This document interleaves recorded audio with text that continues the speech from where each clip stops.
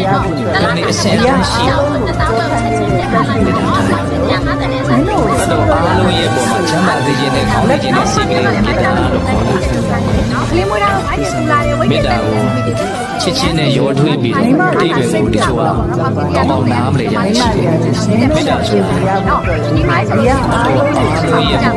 ဒီရည်ကြီးခြင်းနဲ့ကျမ်းမာရေးကောင်းနေခြင်းနဲ့နှလုံးစိတ်ဝမ်းကြီးနေခြင်းနဲ့အစမပြေတဲ့ဘာဖြစ်စေခြင်းမူရှင်ပြေတာလေးဒီဖြစ်စေခြင်းနဲ့ကောင်းစေခြင်းတတော်ရဲ့အကျိုးစီးပွားကိုလိုလားတဲ့စိတ်ကလေးလုံးအဆက်မြင့်တဲ့စေတနာလေးလုံးကောင်းတယ်ဒီမေတ္တာစိတ်ခဏခဏဖြစ်လို့ပြီးတော့ကိုယ့်ရဲ့ကံကိုမြင့်တယ်အဲ့ဒါကိုလည်းနှုတ်နဲ့ရင်ရွှေ့ဆိုဒီလိုရှိကိုယ်စလဲစဝင်နေဆိုရင်10ပွဲဆိုင်လို့စိတ်ရတယ်ဒီမှာလေးဆိုလို့ရှိရင်အဲ့ဒါဆောင်းရှိတဲ့ပြန်ကြောင်းချမ်းသာတယ်တော့ရရပြီတော့တက်တက်ရွှေ့ဆိုနေကြရင်စိတ်ဝင်စားပြီးတော့စိတ်ကအဲ့ဒီမှာတက်ဝင်လာတယ်မေတ္တာလက်ကိုယ်စေနာလေးဖြူစင်တန်ရှင်းနေပုဂ္ဂံနေမြင့်နေကအစအတန်းရှိ